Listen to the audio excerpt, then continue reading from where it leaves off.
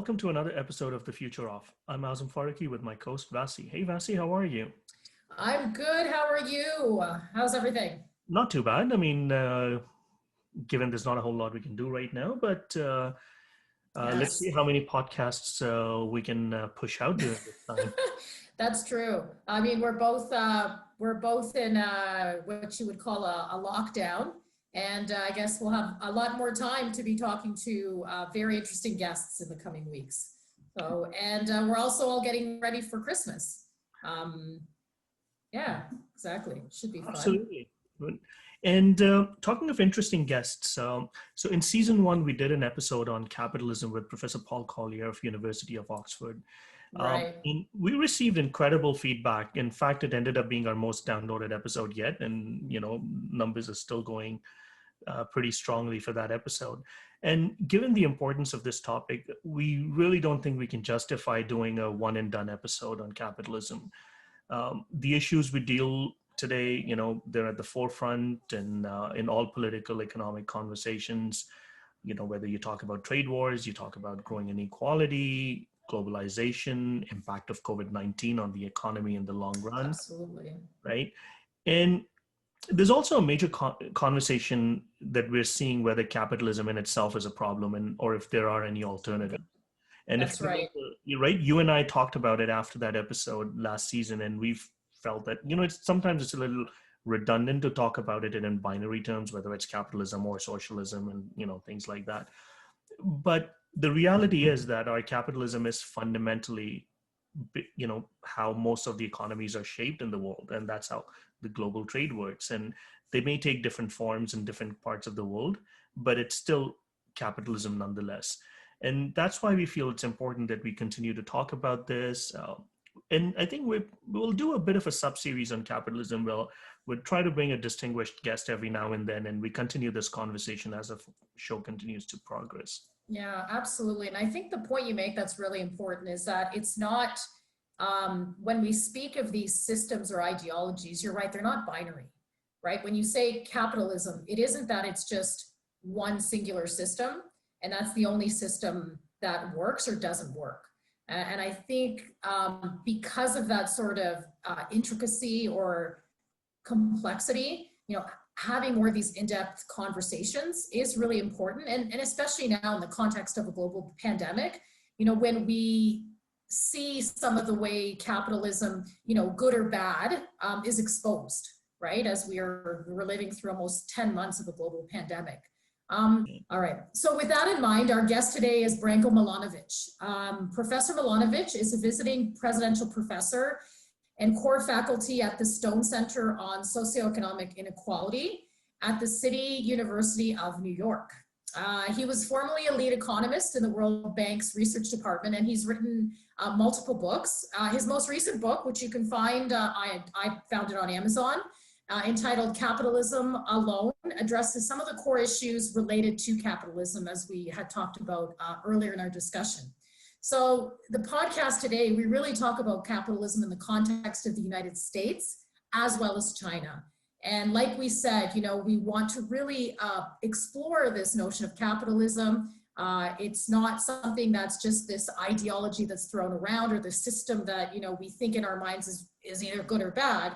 And we hope that the conversation with the professor is of interest to you and really helps you to understand where we think the future of capitalism could be. So have a listen.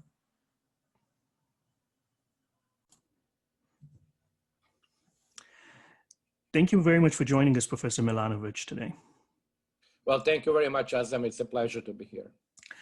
So I'm going to start off. You begin your book by talking about how capitalism earlier in time shared space with other means of production, eventually evolving to a dominant force today. And I have a two-part question to that. So one, can you explain why it has proved to be more successful and more resilient than other ideologies? And why do you think that capitalism has definitively won and will be our, economic ideology or mode of production for the foreseeable future? Yeah, excuse me. It's a good question. Actually, let me just give a little bit of a background, if I may, starting with the background.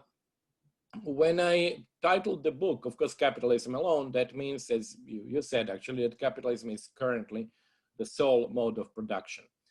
And for many people, it is sort of obvious when you point out that, of course, since 1990, in the fall of communism or socialism, you know, this is not a mode of production that exists in any significant sense anymore. You know, there could be some issues like, you know, North Korea, but of course the big issue is China, but I would leave China alone now because, of course, I argue, as you know, in the book, that China, by all objective criteria, is a capitalist country. But the past is actually more interesting in that sense, because if you go before to the Russian Revolution, or to make it simpler, before World War I, there was no unchallenged dominion of capitalism, because other modes of production, in particularly slavery and serfdom, and defined very clearly, slavery is very clearly defined, that obviously people do not have any individual rights and they are owned by somebody else. But serfdom is also clearly defined by the absence of legal freedom of individual worker. And obviously that existed in Europe in the Middle Ages, it existed in India, in much less frequently in China. But then it continued throughout the 19th century. Of course, the most well-known case is the US slavery, which went on until 1865.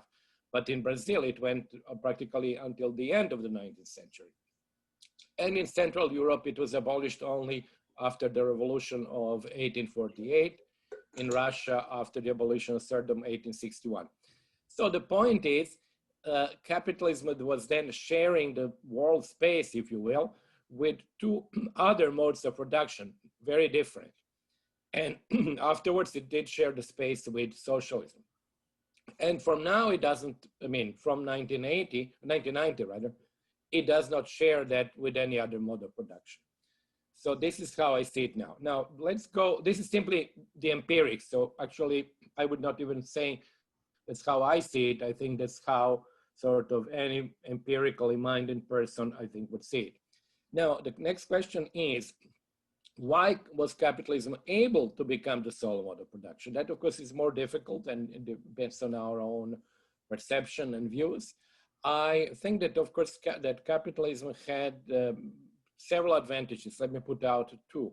The first one, it was able to produce significant increases in output and to defeat, essentially, win over socialism by being more productive and just simply producing more, and thereby making people who lived in capitalist societies richer and making people in communist and socialist societies look forward to themselves actually achieving the same level of income.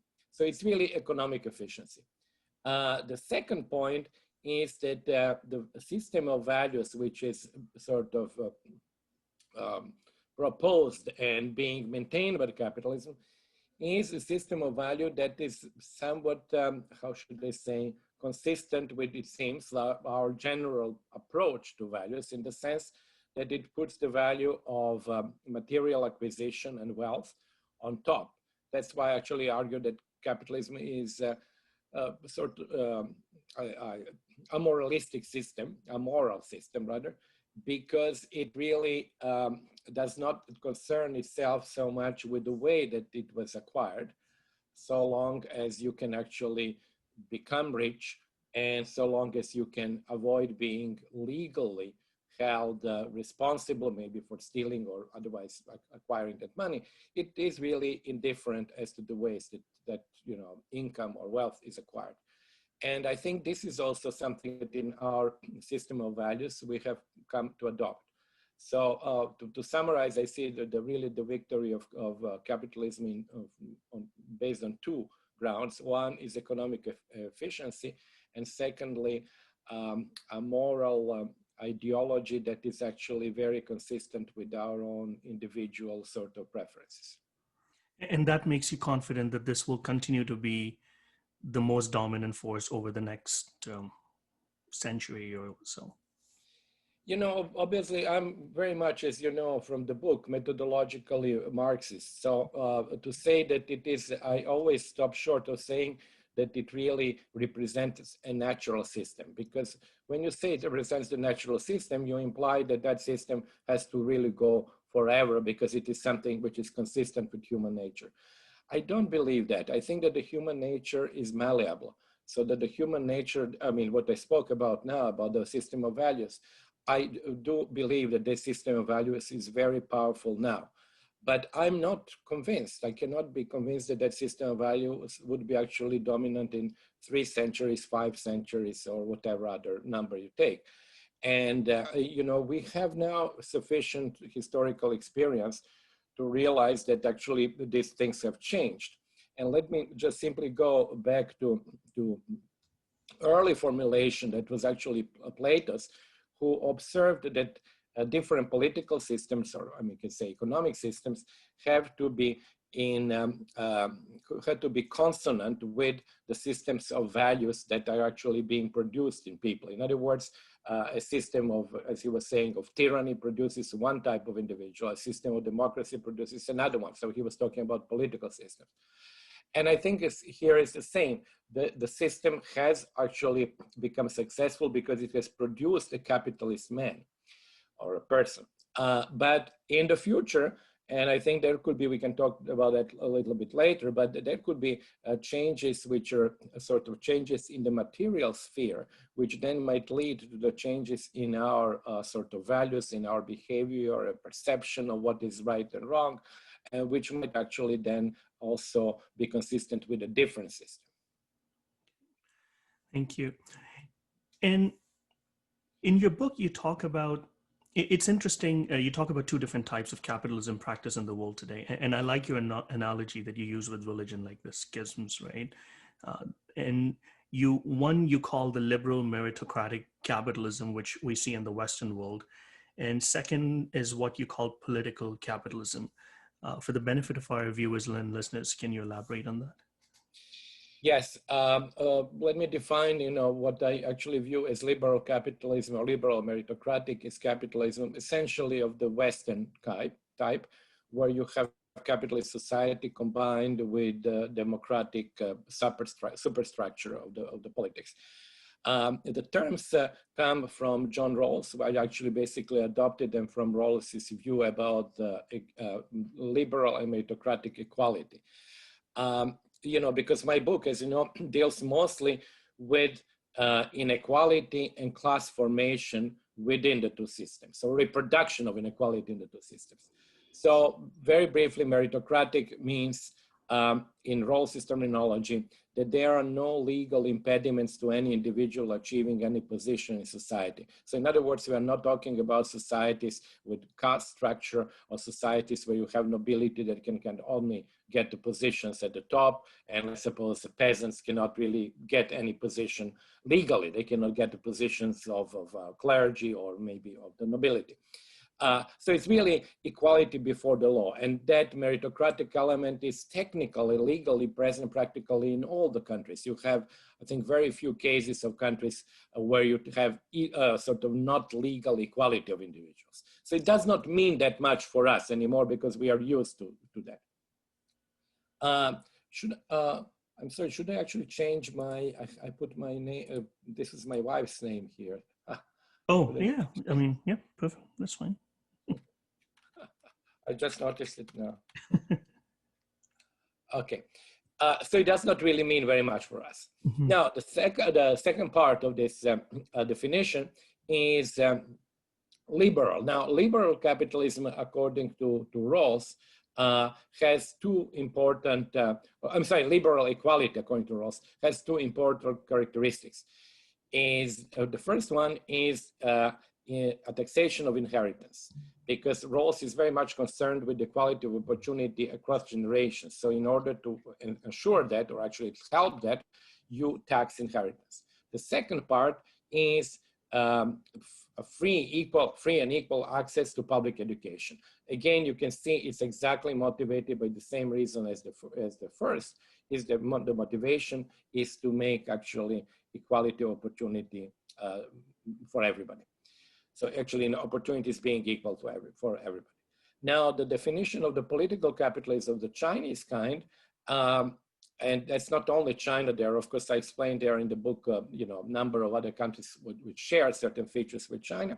But the definition is that it is a system which is capitalist, again in its term of infrastructure, but it is a system which is not characterized by a democracy as such, but really by the, generally speaking, either legally or de facto rule of one party, which extends over quite some time. You can actually have, I mentioned, for example, Singapore, you can have several parties, but it is very difficult for these other parties to win.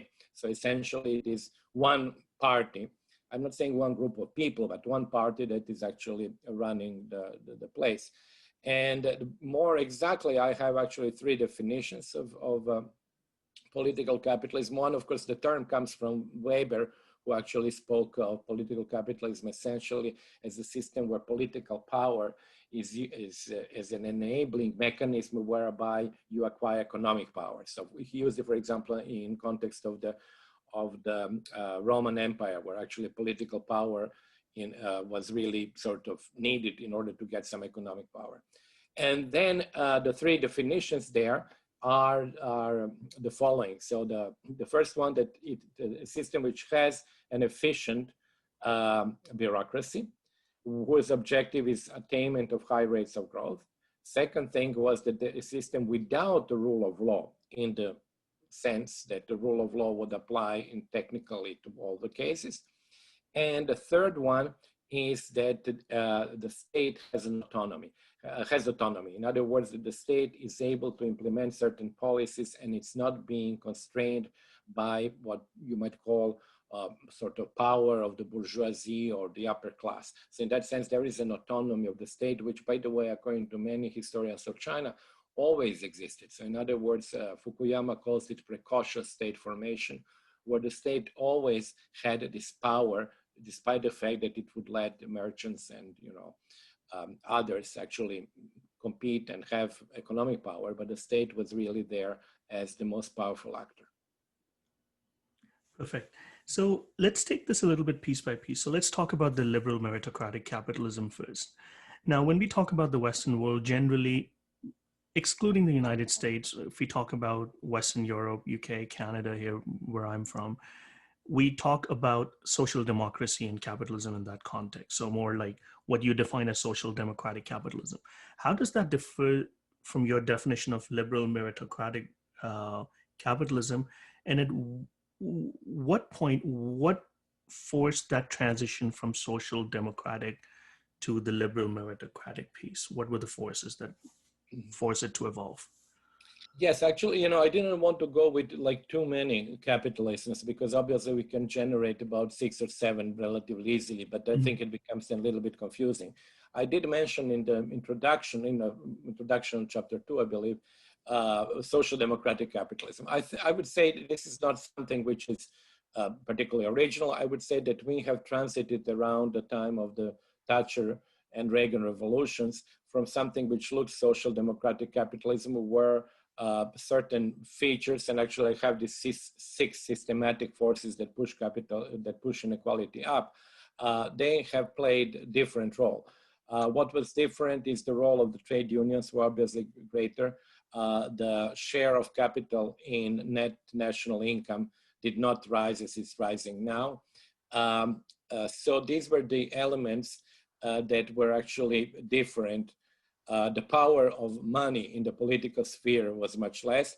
So it was a different capitalism now. I would not go to an extent to, magnify these differences, because there were, of course, very many similarities. The share of the state sector, the state expenditures, despite Margaret Thatcher's attempts to that, and then Reagan's, has not really changed very much between then and now. But there are certain features, that the ones that I mentioned about the well-known ones, like the fact that the capital share has now increased, the fact that taxation of highest incomes has gone down, the fact that taxation of capital has gone down, the fact that the political sphere is much more commercialized than before. I think these are the elements that distinguish today's capitalism in all countries from social democratic capitalism. Just final note, I know that sometimes people disagree with me and attack me by saying, well, you have actually conflated, social democratic capitalism in Sweden. I'm aware, of course, of the differences, but the point is I wanted to have a fairly high level of abstraction where I, of course, use the United States. But I also have to say that in many of those countries, they have evolved also towards the American type. Sweden is a country with one of the largest increases in inequality. Nordic countries, and I'm sure it's in a recent paper with Marco Rinaldi, are the countries with very high inequality of wealth. So, they are different, but they are not really a different, genus, as you will, from the different species from the liberal capitalism.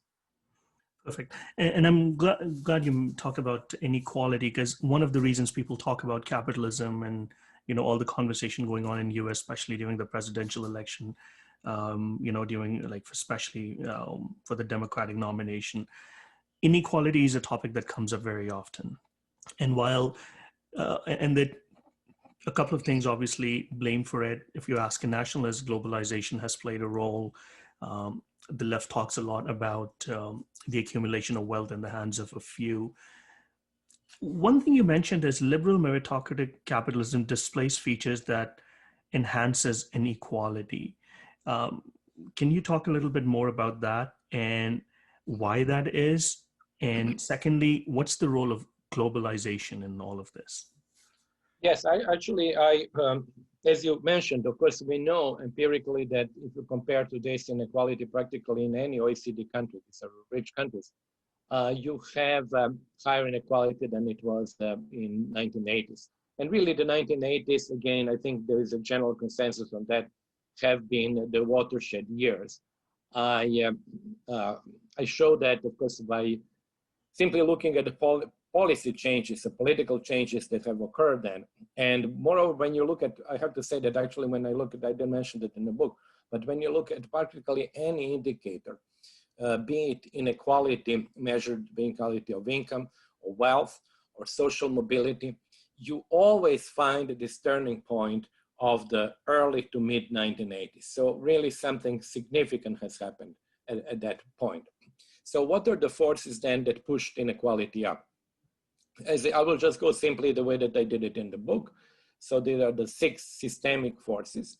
The first one, empirically the case, was that there was an increasing share of capital in net national income. That would not be a problem if the distribution of capital, or actually income from capital, were, let's suppose, equal across everybody. So if you have a rising capital share because of technological change or robotics or other things, but you and I and everybody else have the same income from that particular source of capital, well, that's not an issue. Actually, inequality is not going to go up, right? The problem is that then now the second thing comes, is that distribution of capital and hence distribution of income from capital has been historically very unequal, like distribution of property has historically been very unequal. It has been concentrated in the hands of the few, and these few are generally people at the top. So what then happens when the capital share goes up? The relative incomes of those who are at the top increase compared to the rest. So this is something that we have observed and that many people believe might continue in the future simply because of the technological change and all these changes that we have with, replacement of labor and so forth. Then third, we have noticed that, the composition of capital varies between people at the top and people in the middle. Of course, people at the bottom don't have actual really net wealth at all. But what happens is the people in the middle, and I mean really people all the way to the top 5%, have mostly housing as their capital. People above that point have financial capital. And then it so happens that during long periods of time, financial capital outperforms housing in terms of returns. That, of course, exacerbates inequality between the top and the middle class. It is just simply that the middle class often does not have the type of asset that performs the best. And actually the reason for that is, of course, that people rather first have, housing. Only if they have sufficient amount of money, they can go into the financial capital. Then the next point, which is number 4, which is first time actually revealed discussed rather, in my book, is something that I call the homopleutia. And this is the new feature which really it's the opposite of classical capitalism. We have more and more people who are rich both in the space of capital incomes and in the space of labor incomes. That means that actually that you have people who are both like property owners, large property owners, and workers. So they actually have high incomes. That could be CEOs, for example, that could be, doctors, that could be software, designers, engineers, others who actually are workers, have high incomes, but at the same time, whether they have saved previously or they got money from their family or somehow, they have also large income from capital. And the percentage of these people in the top US top decile increased from 15% in the 1980s to almost 30% today. So it's a really dramatic change. And of course, it has many implications that I would leave for now because it is an interesting development that is absolutely new. Then we have another development, number 5, is the homogamy, where actually this has been studied before, where more and more people partner, and these are people who have partner, but they are at the same income or educational level. So that actually adds yet another element to inequality. Although it has the positive features too, because it gives people greater freedom to partner with whomever they want, but it does increase inequality. And the last feature is the rising importance of money in politics, which is very important for the dynamic element, because it actually, if you are able to change the rule of the games so that it suits you, then of course it maintains your power, economic power, and then it also dynamically makes sure that that power is conveyed or transmitted to the next generation. So that dynamic element, I think, is very important. So these would be the 6 forces that I see as pushing inequality in a liberal capitalism up. Perfect. Thank you. Now, you also argue that China is primarily a capitalistic country, and when you give examples of political capitalism, that's China's the biggest example. Like you mentioned, you've talked about other countries like Vietnam and Singapore. So how can you talk a little bit more about the Chinese system and how they've been able to transition to a politically capitalistic economy, and what does that mean for the future of capitalism in general? Yes, I actually first want to say, because many people who actually might listen to your show might not have read the book. In my book does not just grab US and China, as it has become popular now, and put them together, like without any historical background and nothing. Say, okay, this is the US, this is China, let's kind of look how different they are. I already, of course, explained, as you asked me, like the evolution of the liberal capitalism and where it comes from and so forth.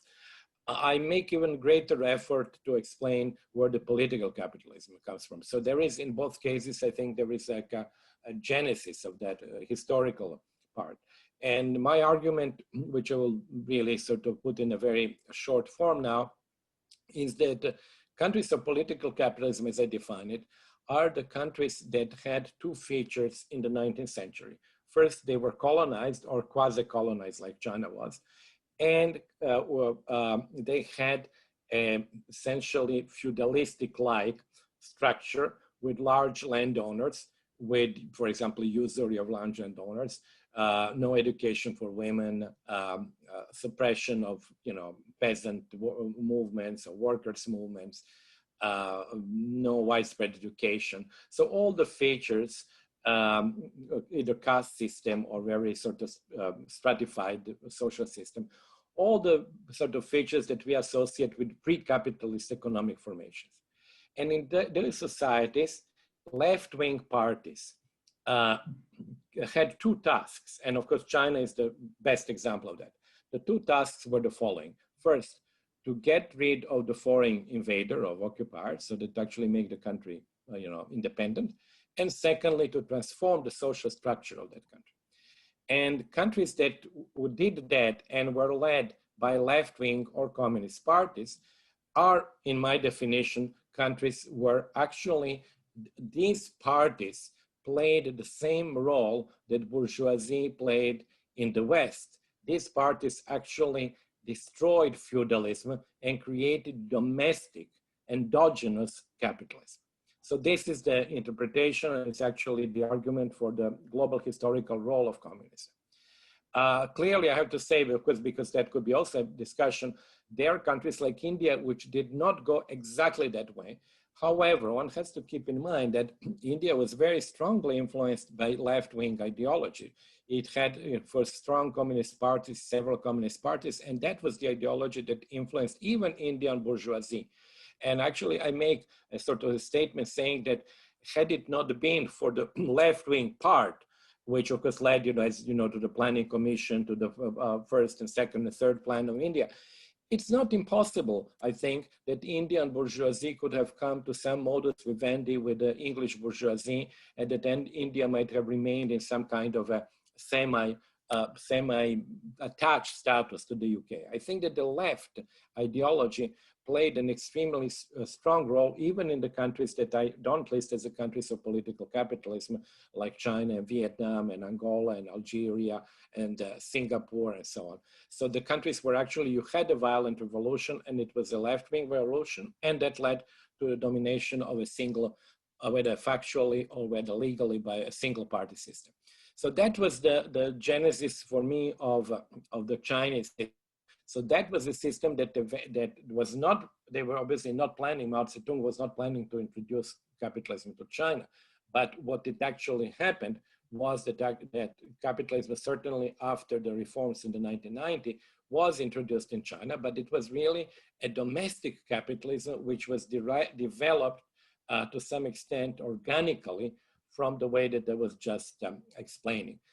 So this is how I see the evolution of China. Now, I cannot speak I will not speak now about how it would evolve in the future, but my objective by talking about these about this schism, as you said before, was precisely to highlight that we really should be very wary of Fukuyama type of arguments that were very popular in the 1990s, which held the entire world would be basically ruled by one system, in the sense that it would be the liberal democracy in the political sphere and capitalism in the economic sphere. And I think actually that the world, first, is not. We know that by observation, ruled like that. And secondly, I think that the world is a too complicated place to be possibly ever ruled like that.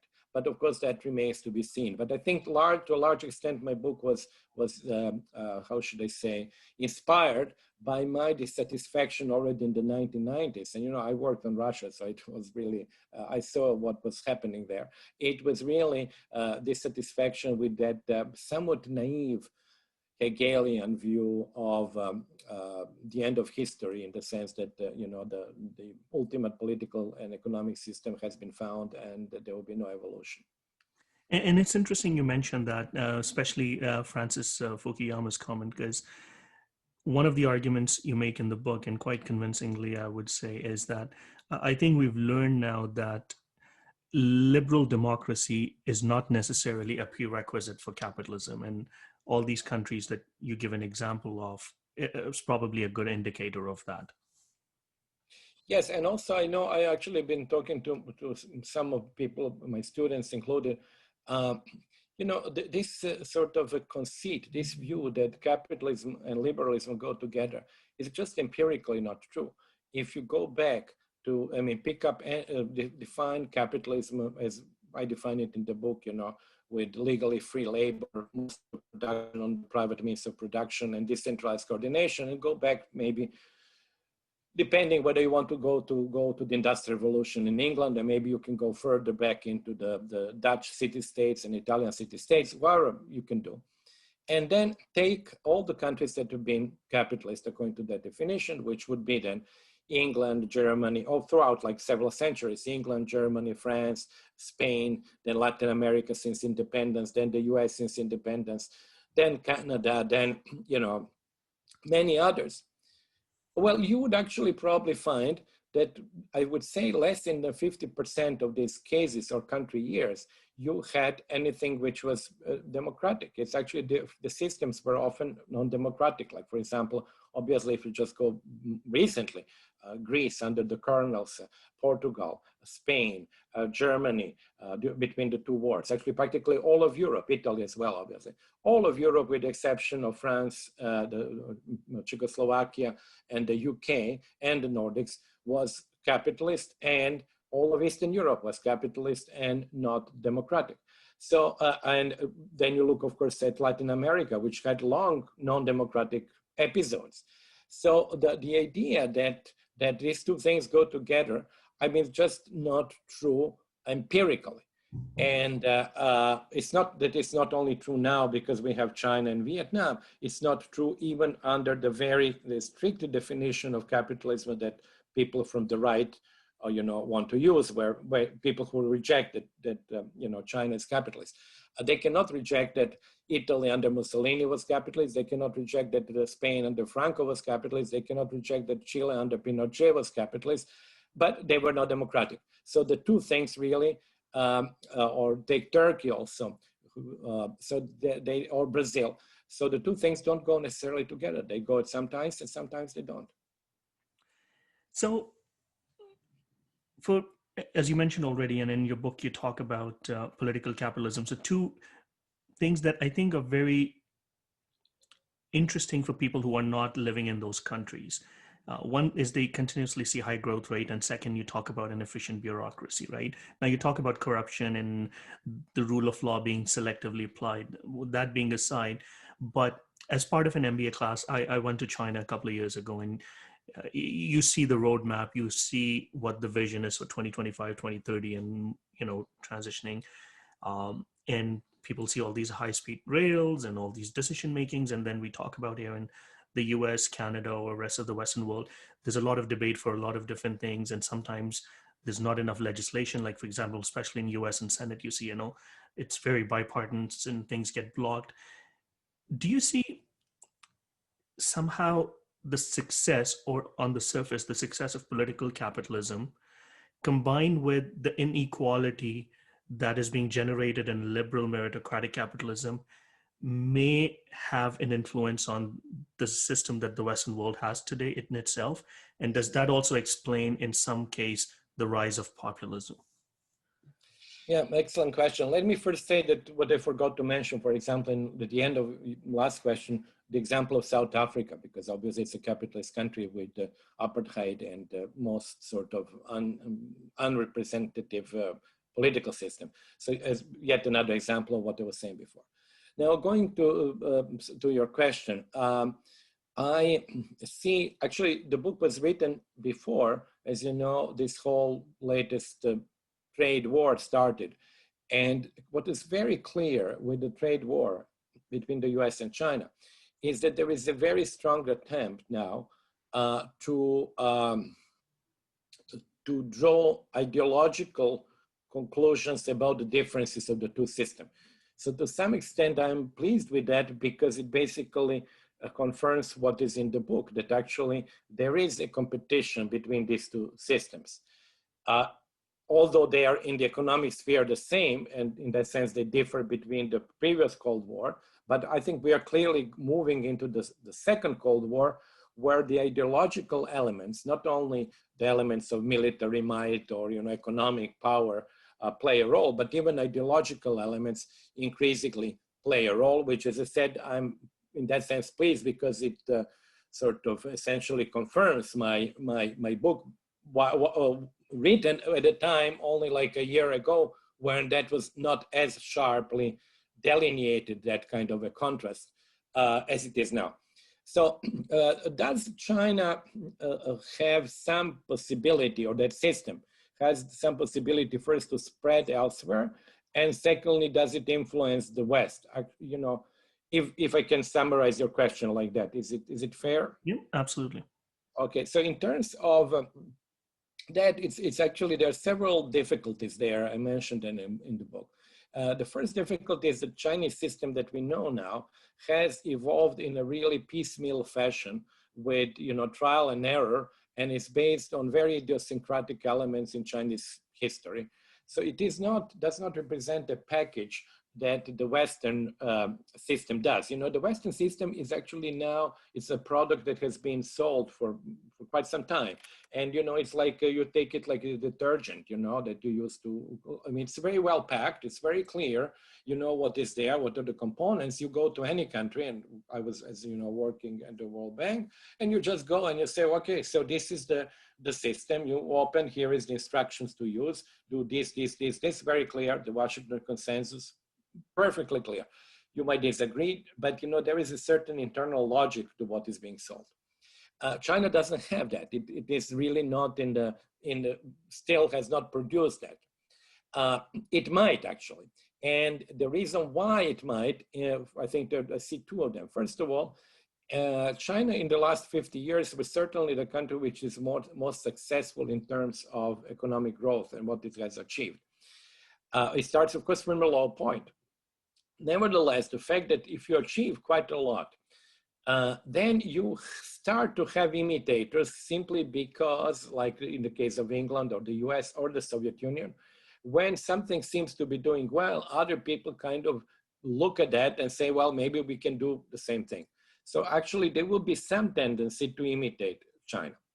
On the other hand, I think the Chinese might actually want to start packaging this in order to sort of spread their own sphere of influence. And I think most importantly, to preempt the sort of ideological attacks on their own system. Because if you have a very passive role where you cannot sell anything that you are producing, but you just say this is really sort of accidents and I succeeded because I combined things from left and right.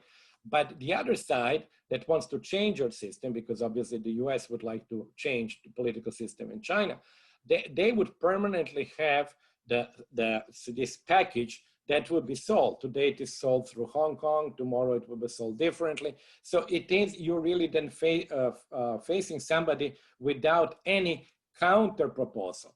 And I think that would also, I think, push China towards developing such a sort of a package that could be exported elsewhere.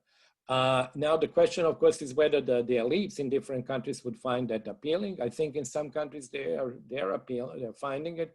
You know, people can use Hungary, for example, among rich countries to be an example, which looks somewhat like political capitalism. Turkey as well, where basically you have one party that is ruling the show. And obviously Russia is very ideologically fairly similar to China. So I'm not saying that they did that because they simply looked at China and then just copied, but they have come to some similar evolution in their political system independently.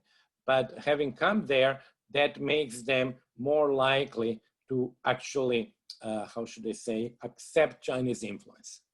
So, and even for the Western world, right? So let's expand on that a little bit. So on one end, the elites might say that, okay, you know what, there are some aspects of Chinese political system that we can even use here in the Western world, especially when we are trying to pass legislation and we just don't, you know, we don't just stop, right? Like, especially what we're seeing in the US. But even for an average person who, for the most part, is apolitical, right? Majority of the people, that's why you don't have 100% voting participation. They can probably look at it and say, you know what, at least at the end of the day, regardless of how the system is, money doesn't control in a way that it does in the liberal meritocratic, you know, system. And one example we saw recently is when Ant Group's IPO was pulled after Jack Ma's speech, right? So no matter how big you are, the state and its national interest takes precedence. And, you know, and no matter what we think about it here in the Western world, and that's how China looks at it, the integrity of the financial system and everything. And I think not having a billionaire like Jack Ma, not having that kind of political clout, that could resonate with a lot of people here in West as well, no? I agree. Actually, I'm glad that you mentioned that case because it really is a stunning sort of confirmation of this autonomy of the state. You know, as you know, his initial public offering, which was supposed to be the largest public offering in history, and moreover, one that actually China was looking forward to because it would reaffirm the importance of Shanghai Stock Exchange. it was pulled out, I think, 2 or 3 days before, and it was pulled out by having mid-level regulatory officials having a meeting with him and telling him. So that was really something which would be very difficult to do in the US, where actually that people of the similar economic cloud have an extremely high political influence. And I think, yes, I agree that actually it might appeal to many people.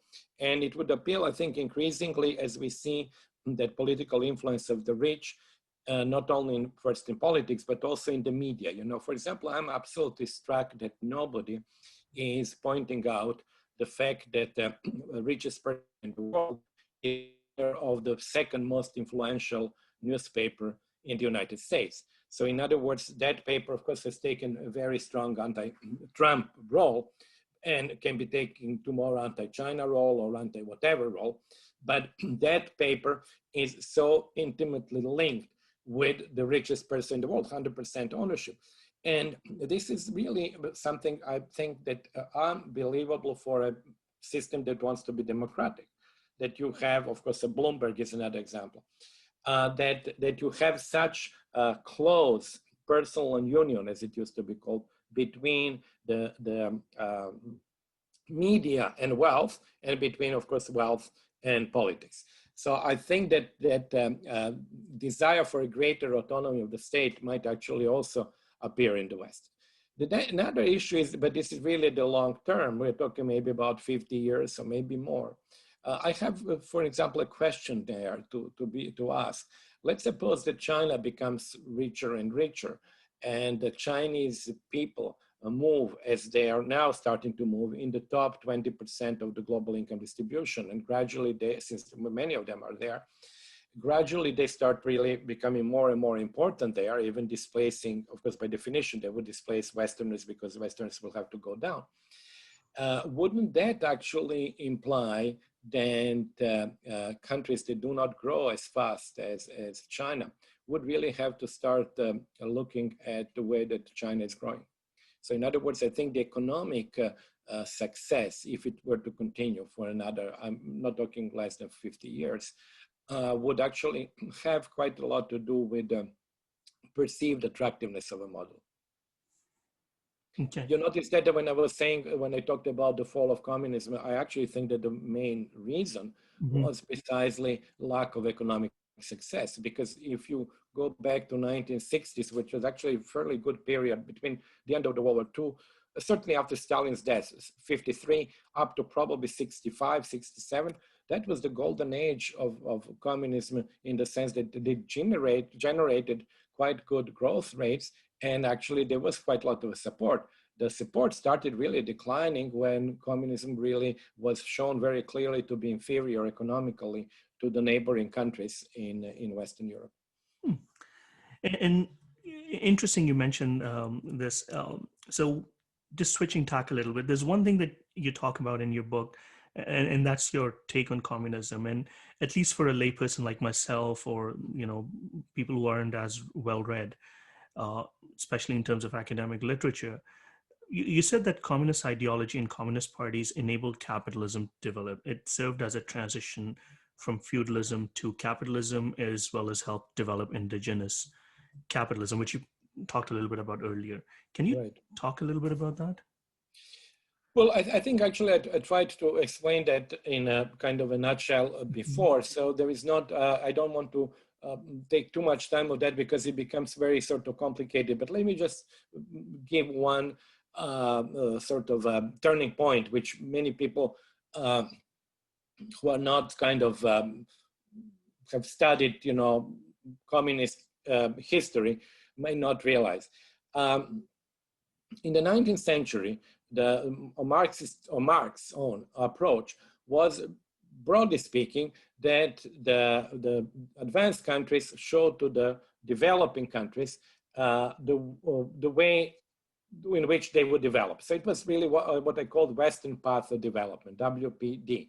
It's, in other words, that's what Marx was rather, how should I say, in favor, or at least certainly at best ambivalent towards the English rule in India, because he saw the English rule in India as introducing capitalism in India, but the introduction of capitalism in India, although it comes externally, would be good because eventually India, like England, would sort of accede to communism because you had to go through capitalist development. So there are these famous sentences where he says actually how the destruction of the small scale textile industry in India is a path toward development of capitalism in India. So that was the view of European, of course, Eurocentric Marxists. Marx himself is that essentially there will be a single path of development which would be valid for India or for China or for the UK or for France, where France and UK or Germany are ahead. So it's like a train composition. They are actually basically pulling these other, cars in the same direction. The major change occurred, and that's actually I discussed it also in the annex, in the 1920s with the Russian Revolution, because the Russian Revolution took place in a place where it should not have taken, right? Because it was less developed. They were expecting the revolution would follow in Germany and then, of course, in the rest of Europe, so that the rich countries would take the lead. That did not happen. So then they had a reassessment. That's where this Comintern meeting in 1920 and the meeting in Baku of the progressive parties from the less developed world it was absolutely crucial. Because at that point, it was Lenin who was very influential in that, they decided to broaden anti-capitalist struggle, because the anti-capitalist struggle was always perceived, we have bourgeois parties or bourgeoisie and workers fighting against them. But in less developed countries, there were very few workers. So that's where actually then they said, in order to broaden the front fighting against bourgeoisie, we have to accept domestic bourgeoisies from the countries that were less developed in order to fight colonialism. And so long as these parties would actually accept to collaborate or to accept the leadership or collaboration of the communist parties, we are fine. And mind you, this is an extremely important change because you're now including in your struggle, you're including a bourgeois party from actually including China with Kuomintang. So you're basically broadening this front because you're now really thinking in global terms. And you are no longer thinking in this Western path of development that was really the 19th century Marxism. So that's why that's where from I link that sort of movement toward left-wing parties together with sort of progressive, let's suppose, bourgeois parties breaking the hold of foreigners in their own countries, meaning like ending colonialism and changing the feudal structure. So that's the origin of that. And I think these are really several steps. First, to the failure of the communist revolutions in the developed countries. Secondly, the need then to create a generalized front, which meant inclusion of the bourgeois parties from less developed countries together with communist parties, and then movement that I just explained before to basically liberate and to move towards independence. So I think these are really very important turning points that would not, in my opinion, would not have happened without the Russian Revolution, because without that, we probably would have continued with this very Eurocentric view of Marxism. Awesome. So as we move towards the end of the show, and we talk about like the theme of our podcast is future, and we want to talk about what forces are there. But before I do that, I just have one question. Have you come across any data, especially living in the pandemic now, the handling of the crisis of the pandemic between countries that practice political capitalism versus liberal meritocratic capitalism? Have you seen, like, is there any correlation to there or no? In the terms of the two major sort of countries that I study and that are in the book, China and the US, yes, there is a big difference. There is no doubt that China has done, infinitely better than US. US has probably done worse to practically any country in the world. So just on the US stuff, I would just simply want to point out that when people studied socialist economists in the 1990s, they had so-called value distractors. These were the companies that would actually buy raw materials. So the raw materials will cost 100, but they would actually overuse these materials or use them in such an efficient way that the final product value would be 80. So basically you took 100 and then produced 80. So that's value distractor. I would say that the US health system is a value distractor, because I was actually started thinking that maybe if US were to spend less on its health, it could actually have better outcomes. It is an incredible thing that you have the richest nation in the world spending the highest percentage of this GDP on health and having the worst outcomes. So it's just something unbelievable. It's like you take the best possible inputs and you produce absolutely unusable car, for example, that cannot, you take all the inputs that would go into Mercedes and you produce a car that cannot even run 100 meters. So really that's what we are seeing in the US. However, I would not go and use it only US versus China, where, as I said, the story is very clear, because all of East Asia has performed much better than the rest of the world, meaning essentially the West.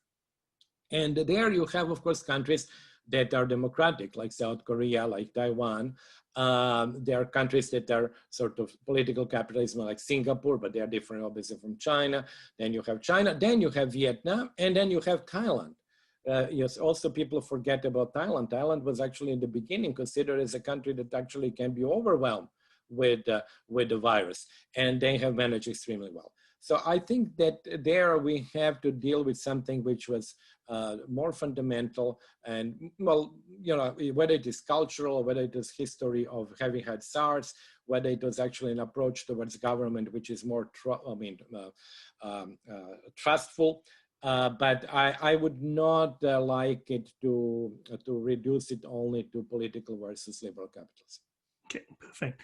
And in the end, you talk in your book, you talk a little bit about some of the, you know, you have suggestions, things that could be done to fix, especially the issues we see in liberal meritocratic capitalism.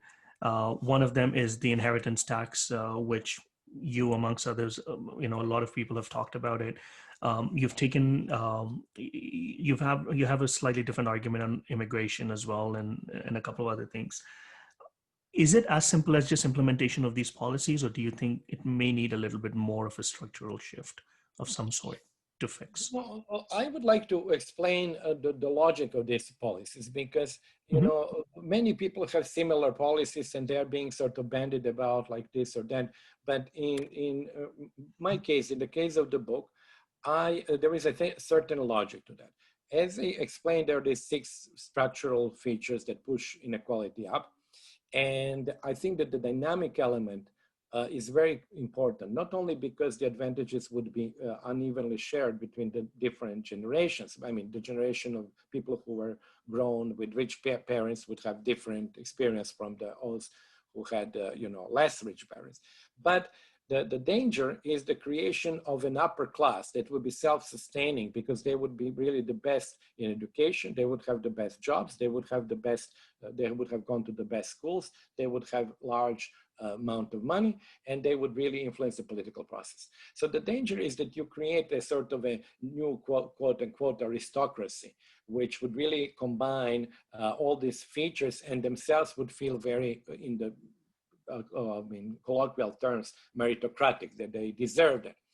So that was, I think, the danger. So in order to preempt the danger, very similarly to what Rawls was saying, I thought that actually we need, as it were, to cut the links between the wealth that is being created now and its transmission. And you cut these links through inheritance taxation, through the motion of private education and promotion of public education. That's absolutely crucial, because private education, especially in the US, has really become a monopoly of the rich. And I actually argue in the book that the rich would be very happy by doubling the cost of private education, because it would further limit the pool of people who would be able to compete with their kids. So instead of $50,000, they can pay $100,000. Well, that would actually eliminate even those who could afford $50,000. So, you know, that is very important to cut. So that's the second link that you want to cut, which means really go after even taxing, actually, endowments of the private schools.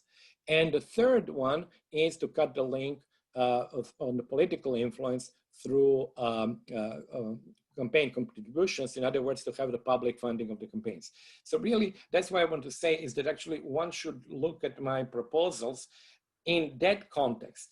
And I think in that context also is the proposal of the widespread or kind of making the ownership of financial assets and capital much more widely spread, because then it would, of course, also reduce all these advantages on a dynamic sense of the rich.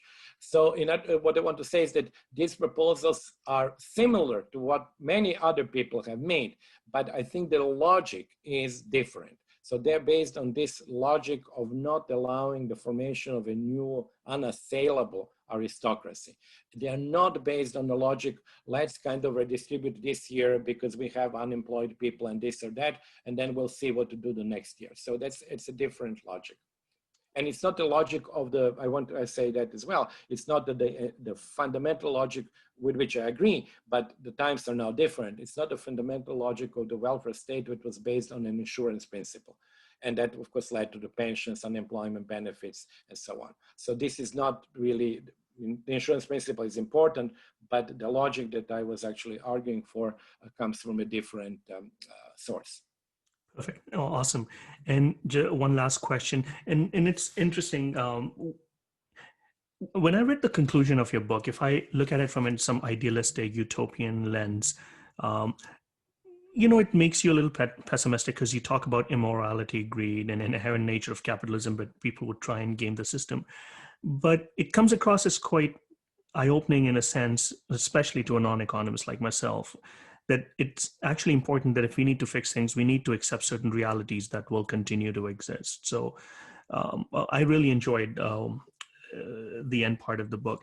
So my last question would be, what are some of the other forces that you foresee that could have some profound impact on the political structure that we have today, or especially in terms of like the capitalism as a structure? What are some of the forces that will shape capitalism over the next decade or so?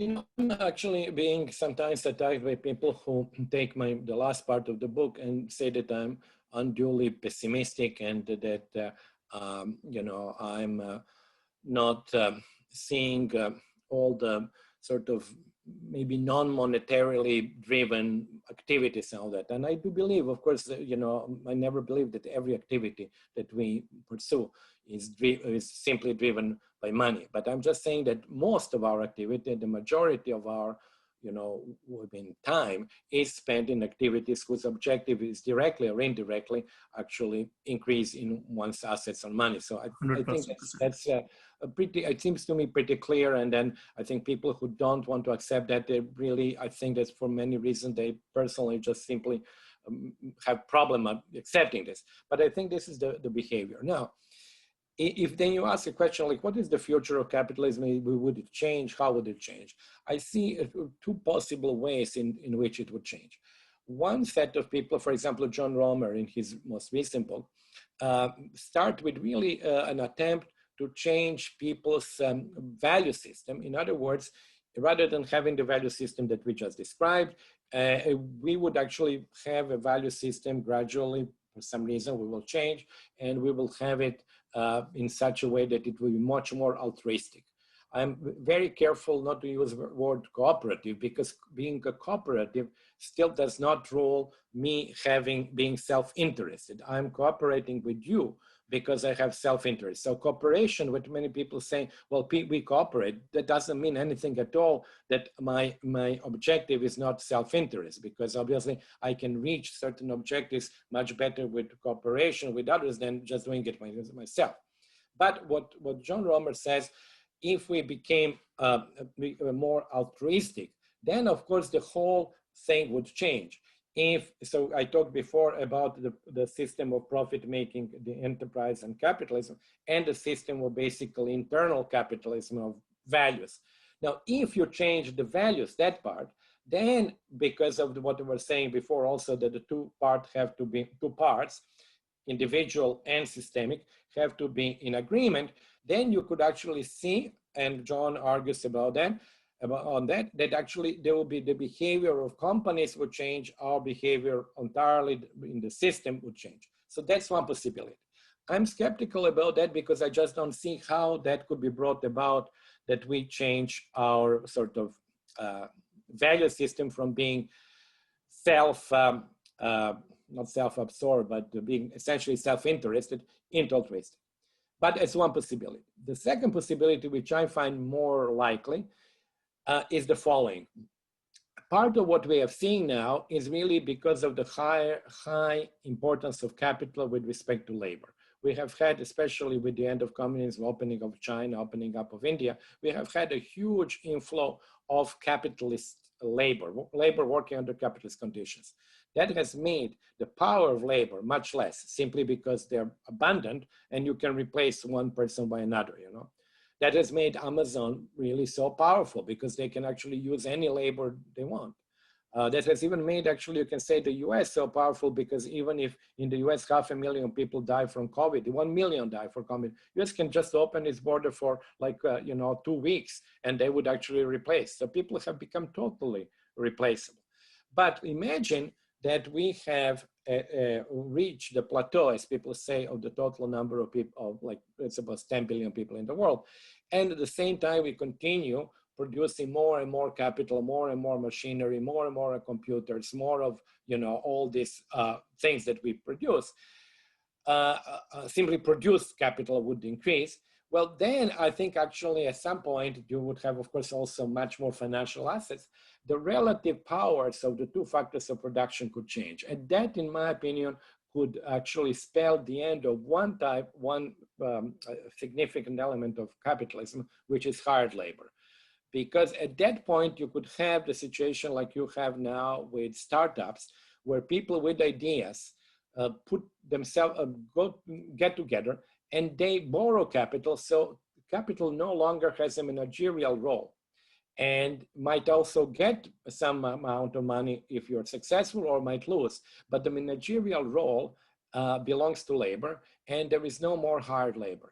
So, that I can see as a potential game changer in the future. The abundance of capital and scarcity of labor can really change very much certain features of capitalism. And then it's not even clear that we would call it capitalism if you don't have hard labor. Because remember, for example, in Marx, hard labor is the origin of alienation. So if you don't have hard labor, then the situation is very different. Perfect. And how would climate change could play a role in all of that? Could it help change our value system? No, I actually doubt that. Many people speak of that I have disagreements with them. I actually think that the climate change, I'm in sort of technological optimist in that. I think that the climate change, if we want to fight that, we really have to fight it with the instruments which are economic, because we are sort of economic machines. So when am I going to start really sort of producing less CO2 emissions? When you sort of punish me. You tell me, if you keep on flying, if you keep using air conditioning, if you keep on using your private car, if you keep on eating meat, I'm going to increase all of that. I'm going to make your, gasoline, whatever, $10 per gallon. Then I think these will be the ways to do that. And also likewise to give subsidies to whatever actually is desirable. So I'm very much in favor of that. What I'm not in favor is when people talk about vague stories like Kate Raworth about like thriving society and people talk about degrowth and similar things, because I think this is really, honestly, I believe these are no starters. Nobody's going to accept a reduction of their income willingly. So I would be very much in favor if they could say to us, we will have a political movement that would actually do what I was just saying, actually use tax and subsidies and basically try to solve the problem like that, which is actually the new Green Deal is, to some extent, is going after that. But that's what I think. I'm actually a technological optimist to the extent that I believe that there are tools which would actually lead us to control the climate change. Perfect. I think this is a perfect point for us to end the conversation, Professor Milanovic. This was a fascinating conversation. We really appreciate your time. and hope we have you back sometime in the future. Well, thank you very much. I really am very grateful for you to have invited me. It was a very nice conversation, and I really enjoyed very much your questions. We hope you enjoyed our episode. Your feedback is always appreciated. You can email us at futureof19@gmail.com. You can also visit our website at www.ftrof.com, as well as follow us on Twitter, Instagram, and Facebook at futureof19. You can subscribe to our YouTube channel, The Future Of. Please leave us your comments about what you liked, what you didn't, and what would you like to focus on for future episodes. We'd love to hear from you. And lastly, if you are enjoying our episodes, if you enjoyed season 1, looking forward to season 2, please consider supporting us at Patreon at www.patreon.com/futureof19. Thank you very much for your support and have yourself a wonderful day.